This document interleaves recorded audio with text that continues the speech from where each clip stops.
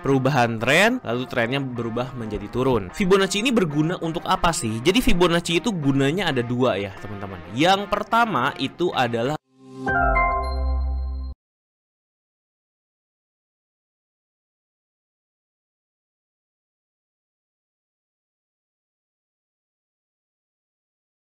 halo teman-teman, balik lagi bareng gue Heditan di channel gue.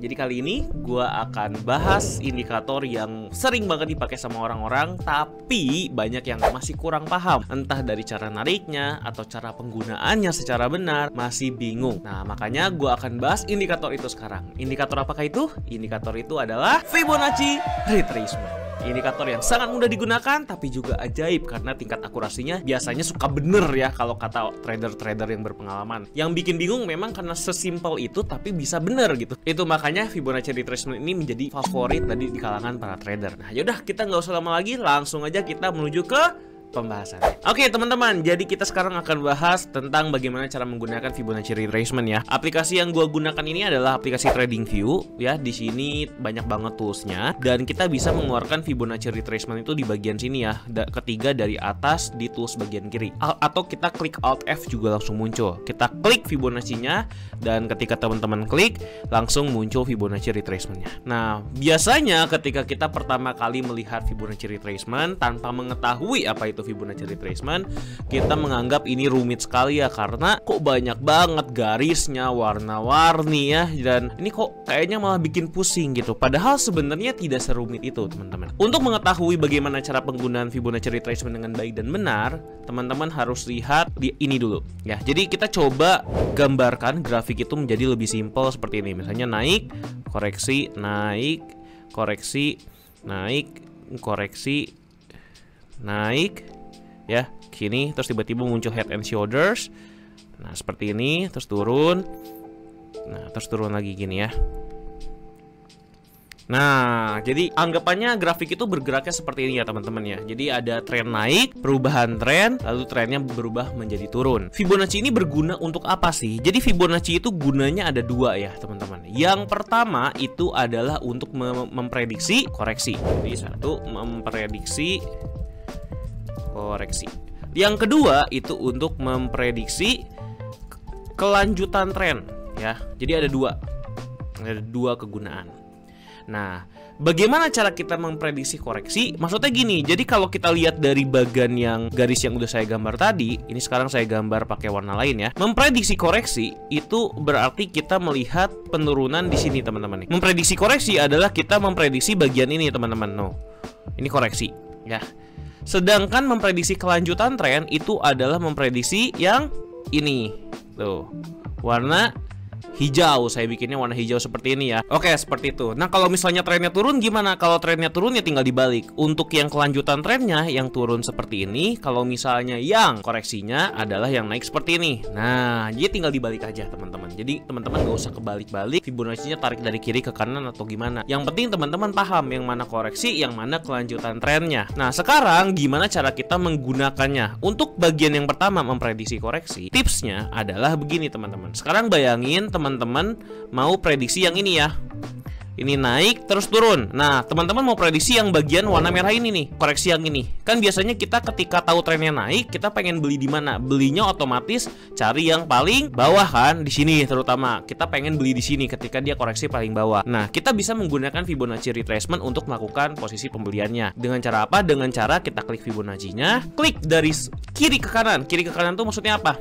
Dari swing low ke swing high-nya. Pokoknya selalu dari kiri ke kanan. Pokoknya antara dari swing high atau swing low, atau dari swing low ke swing high. Yang penting dari kiri ke kanan ya. Selalu ikutin ini. Seperti ini jadinya teman-teman. Nah biasanya saya tarik ke kanan. Supaya apa? Supaya lebih panjang aja biar kelihatan. Sekarang setelah kita menggunakan ini, kita jadi tahu nih teman-teman, koreksinya bisa sampai mana. Biasanya kalau kita melihat Fibonacci retracement, ada 3 buah support ya yang bisa dijadikan patokan. Yang pertama itu ada di 0,5, yang kedua di 0,6, yang yang terakhir adalah 0,786. Biasanya paling sering kalau pengalaman saya itu koreksinya hanya sampai 0,5 sampai 0,6. Ini adalah area golden ratio. Apakah di bagian bawahnya juga adalah area golden ratio? Betul juga. Kenapa? Karena area golden ratio-nya itu adalah di 0,618. Ini adalah angka ajaib Fibonacci. Jadi yang teman-teman perlu hafalin adalah angka 0,618 ini. Ketika harga menyentuh area yang di sekitar 0,618, bisa di antara 0,5 sampai 0,786, maka kemungkinan besar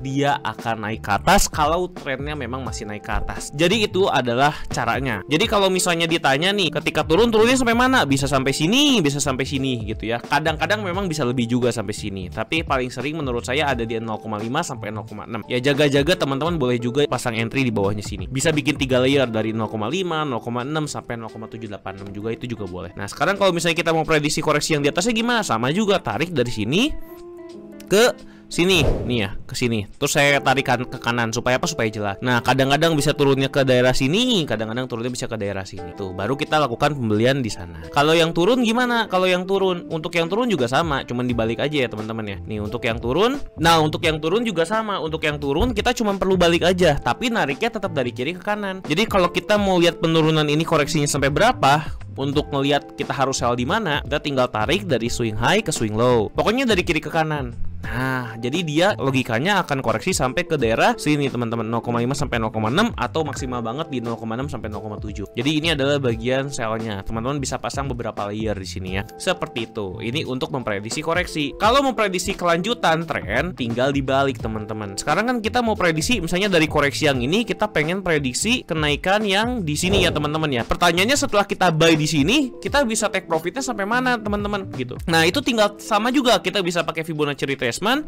tarik dari kiri ke kanan juga nih tuh. Jadi nggak usah pusing, selalu tarik dari kiri ke kanan. Nah, terus kita agak ke kananin supaya kelihatan targetnya di mana. Nah, targetnya itu biasanya ada di 1,618 teman-teman. Ini adalah target TP1-nya. Untuk TP2-nya gimana? Biasanya sih ada angka 2 di tengah ya, teman-teman boleh pilih juga ya angka 2 di tengah. Atau sampai maksimal di 2,618. Cuman ini jarang banget ya ke 2,618. Itu langka sekali. Ya, biasanya sih 1,618, tengah-tengah dan 2,618. Seperti itu untuk melihat kelanjutan trennya. Jadi tahu kapan buy-nya, tahu kapan TP-nya. Untuk yang turun juga sama, tinggal dibalik doang kan. Nah, kita coba ke sini, kita coba ya. Nah, untuk yang ini sama. Misalnya kalau kita pengen tahu ini koreksinya yang ini nanti turun lagi sampai mana gitu. Untuk mengetahui itu tinggal pakai ini juga nih, pakai Fibonacci retracement nih. Kalau untuk mau tahu hijaunya tuh bisa sampai mana, ya tinggal pakai ini. Tarik kita dari kiri ke kanan juga.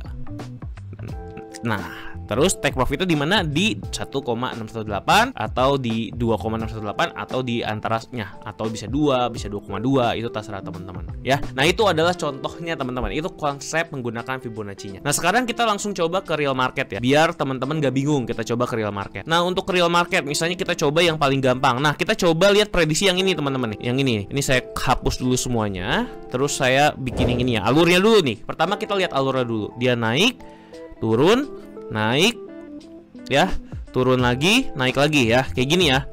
Terus turun, terus naik, terus turun lagi, terus naik. Nah, ini kayaknya mau turun lagi nih teman-teman. Nah, ini mirip sama yang tadi, cuma memang kalau kita melihat grafik realnya ini lebih acak-acakan ya. Nah, sekarang kita lihat ini kan lagi naik, koreksinya sampai mana? Sampai bawah sini. Bener nggak 0,618? Kita coba tarik Fibonacci retracement dari kiri ke kanan.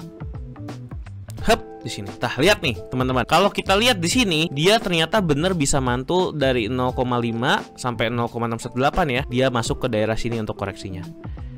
Nah, seperti ini teman-teman tuh. Dia masuk ke daerah yang pertama dan kedua ya. Yang kata saya paling sering kemungkinannya terjadi di sini. Terus kita coba prediksi kelanjutannya.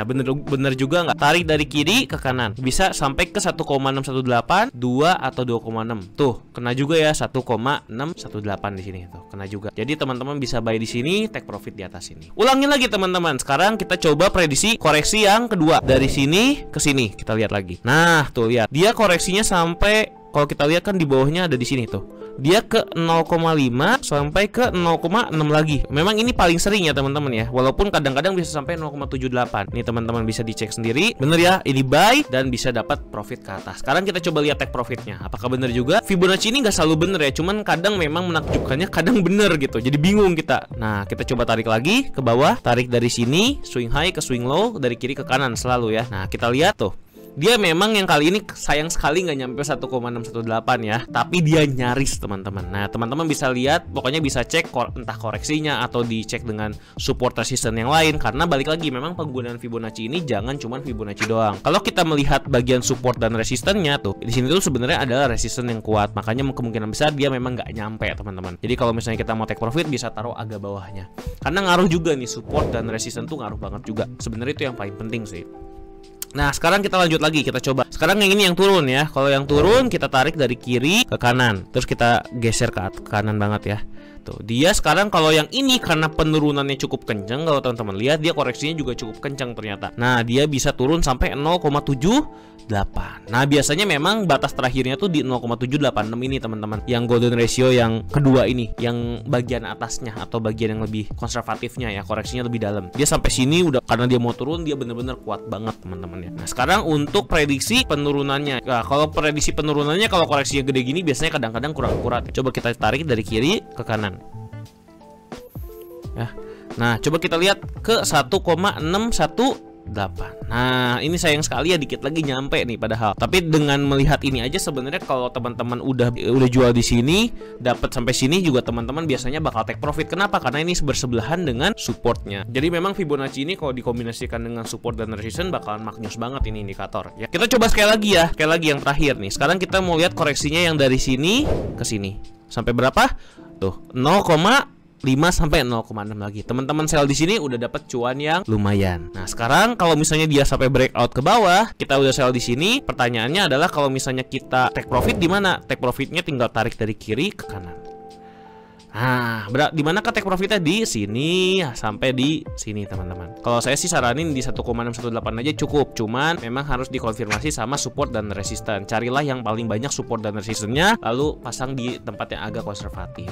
Gitu kurang lebih. Gampang banget kan ketika kita menggunakan Fibonacci? Indikator ini memang terlihat sangat gampang ketika pemakaiannya, terlihat sederhana. Namun memang ketika prakteknya kadang-kadang membuat kita pusing. Makanya kita tetap harus berlatih menggunakan market structures juga, yaitu support dan resistance untuk membantu kita melakukan analisa menggunakan Fibonacci retracement ini. Jangan cuman pakai Fibonacci-nya doang ya. Kalau bisa dikonfirmasi dengan indikator lain, misalnya kayak RSI, moving average, dan juga beberapa indikator yang memang umum digunakan, teman-teman juga boleh pakai, karena semakin banyak dan semakin nyaman teman-teman gunakan, semakin akuratlah analisa teman-teman.